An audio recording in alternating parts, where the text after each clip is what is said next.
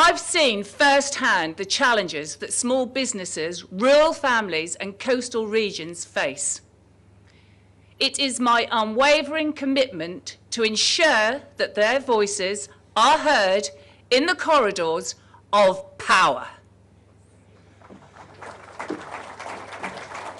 I most recently stood in the 2024 parliamentary election, where I narrowly missed out on securing the seat for Lowestoft, Beccles and surrounding villages. Reform UK is fast becoming a household name, the soon-to-be opposition once the election process presents itself again.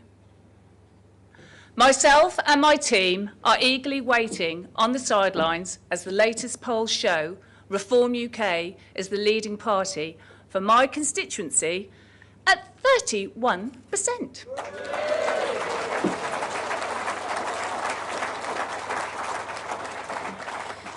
For those that have seen my prior speeches, you will know my subject is fishing. I could stand here for hours explaining the betrayal this national industry has been dealt and the detrimental effects this has had on the east of England. So where did it all go wrong? And where do we go from here? Reference fishing and the UK's coastal communities. So let me take you back to the 23rd of June 2016, a momentous day in the UK's political history, marking the moment the people of the United Kingdom voted to leave the European Union.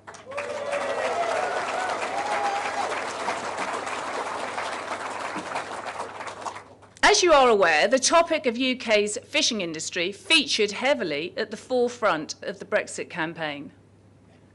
It is now sadly evident that the fishing industry was used as no more than a political pawn, and that the intentions referenced in the 2019 Conservative manifesto were in fact empty promises.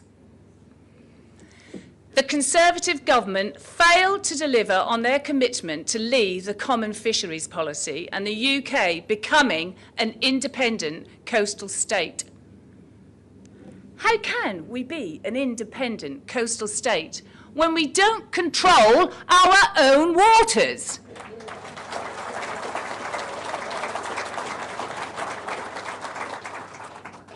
We wear the crown and have given the EU the diamonds, the emeralds and the rubies. Boris Johnson failed to take back control of our waters, the 200 nautical miles, when we left the European Union. He betrayed fishermen and stole coastal folks' opportunities and aspirations. Shocking. We still have 1,700 EU vessels capitalising on our rich resource. These vessels are unmonitored, unregulated. We have no idea what they are catching. It's absolutely outrageous. 8 of these EU vessels are super trawlers. I call them killing machines. These vessels are banned in Australian waters and have destroyed fisheries in West Africa. The UK has some of the richest fishing grounds in the world, and they are extremely lucrative. Why do you think the EU was so desperate to hold on to its access? And there is no reason why we can't be as successful as Iceland, Norway, and the Faroe Islands. When Iceland took back full control of their waters, this forced UK vessels to retreat. And within a fortnight, we were buying their fish, as we had thousands of processing jobs on the Humber that needed the raw material to keep their factories operating. We've left ourselves wide open yet again. Through the disastrous terms of the Brexit deal and associated 2025 transitional period. In 2019, coastal MPs failed to protect their constituencies by signing this detrimental deal. The simple fact is, for many people living and working within coastal communities, Brexit was their last hope. Fishing is the very lifeblood of coastal communities, the length and breadth of Great Britain. Over the past 40 years, the people of coastal communities have seen job prospects decline, a breakdown of social cohesion, and an invasion of grave issues such as substance abuse, loneliness, and lack of opportunity. Together with the income created by the fishing industry, many people fail to realise that for every job created at sea, another 8 jobs are created on land. The resource, fish, within our waters is a public asset that belongs to each and every one of you.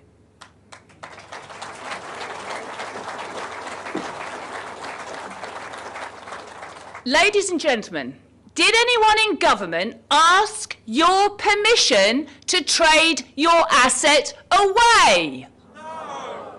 No. A whopping 80% of the fish that the EU catches comes from British waters. One of the biggest earners are the French. What a surprise. France has 84% of the quota for cod in the English Channel. Ironically, the common fisheries policy was a French invention. To add insult to injury, the Tory government in 2020 handed the French another 70 licences and 60 pending, free of charge, while UK fishermen pay between £80,000 to £100,000. Shocking. So the UK fishing industry could be worth 6.6 billion to our economy, net to plate. That's without the supply chain that goes hand in hand. As I said earlier, 1 job at sea creates 8 on land. So just think of the number of skilled jobs that could be created in coastal areas, from processing to shipbuilding, which requires engineers, welders, platers, plumbers, sparkies. The list of opportunities go on and on.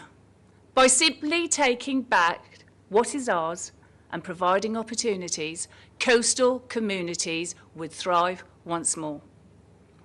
So where can we go from here? There are mechanisms we can implement now to save our fishing industry, and most importantly, our ocean. We can reinstate the 1988 Merchant Shipping Act, and this is what Prime Minister Keir Starmer must do.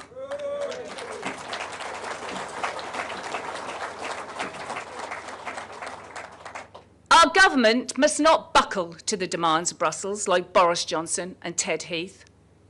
And there are reports that Keir Starmer is set to renegotiate British trade deals with the EU, and rumour has it that he is about to surrender our waters. Are we not an independent coastal state? And what country gives away its waters and rich resource? Whether it's fishing, oil and gas, aggregates or wind energy, it's paramount that the UK harvests these rich resources for the benefit of our nation.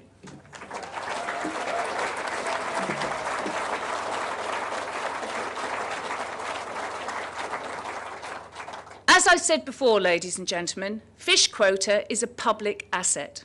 Governments past and present have ignored the fact that coastal communities look to the sea for prosperity. It is in my firmest belief that the Reform Party could create change and help govern our country so that all people are encompassed. Reform UK has a sublime policy for fishing ready to implement now, carefully crafted by a group of industrial professionals that actually knows what they're doing and have aligned interest in the renaissance of the East Anglian fisheries. My own hometown of Lowestoft has been devastated. Once a proud fishing port, it is now home to 12 dayboats. Back in the day, there were 300 fishing vessels and hundreds of processing jobs. And Lowestoft isn't alone. other East of England fishing towns have seen their industry decline too. These include Kings Lynn, Cromer, Great Yarmouth, Southwold, Aldeburgh, Harwich, Felixstowe, West Mersey, Southend, Clacton, Castle Point and Holehaven.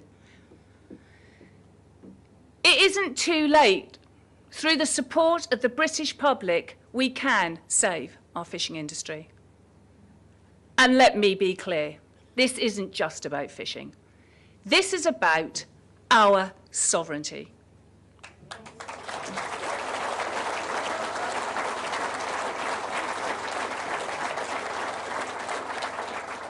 This is about our right to decide what happens in our waters and in our economy.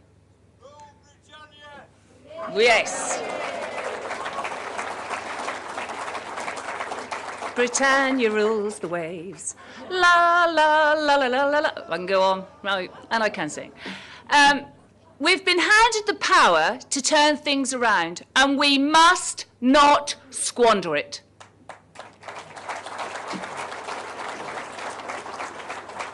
The future of our fishing industry lies in our own hands. It lies in the decisions we make now and the policies we put in place today. So I say to you, let's take this opportunity, let's stand up for our fishermen and our coastal communities. As I stand here today, I am reminded of why I entered politics, not for power, but for progress, not for self-interest, but for the common good. So